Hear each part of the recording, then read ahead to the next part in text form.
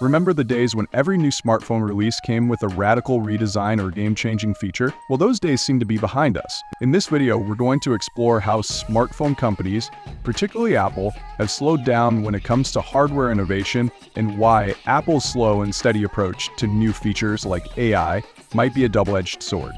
First, let's take a trip down memory lane. In the early days, it felt like every new phone was a revolution: bigger screens, thinner designs, no bezels, fingerprint scanners, you name it. Whether it was Apple, Samsung, or other companies, there was a time when each generation of smartphones looked and felt new. But over the past few years, hardware designs have started to plateau. Apple's iPhone, for example, has seen relatively minor changes in recent years.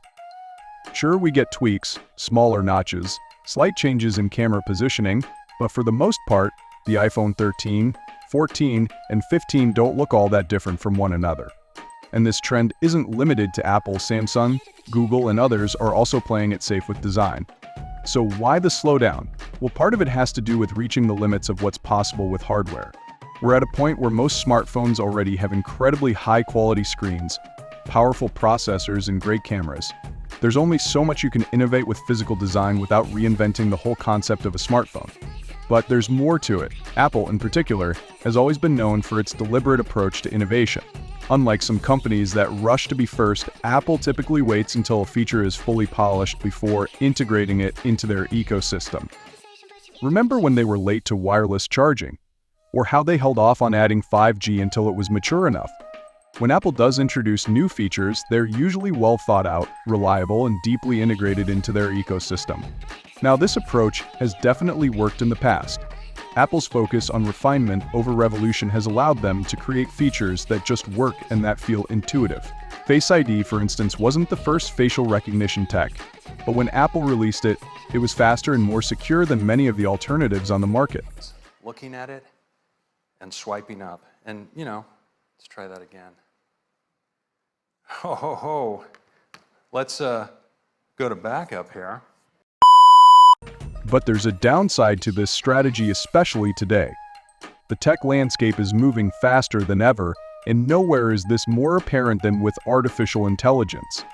Companies like Google and Samsung have been pushing AI-powered features aggressively in their smartphones, like advanced AI photo editing and device machine learning, and even AI-driven battery management. These features might not be perfect at launch, but they're often iterated upon quickly. And this is where Apple is starting to feel the pressure. While they've been taking their time perfecting things like on device privacy and neural engines, other companies have stormed ahead with AI innovations. Apple has always been about taking their time to perfect things, but when it comes to AI, that strategy may be costing them. Siri, for example, has fallen far behind Google Assistant in terms of capabilities and intelligence. And as AI becomes more central to the smartphone experience, this gap could widen. Now, this isn't to say Apple isn't investing in AI, they absolutely are. Apple Intelligence was the main topic of the iPhone 16 launch event.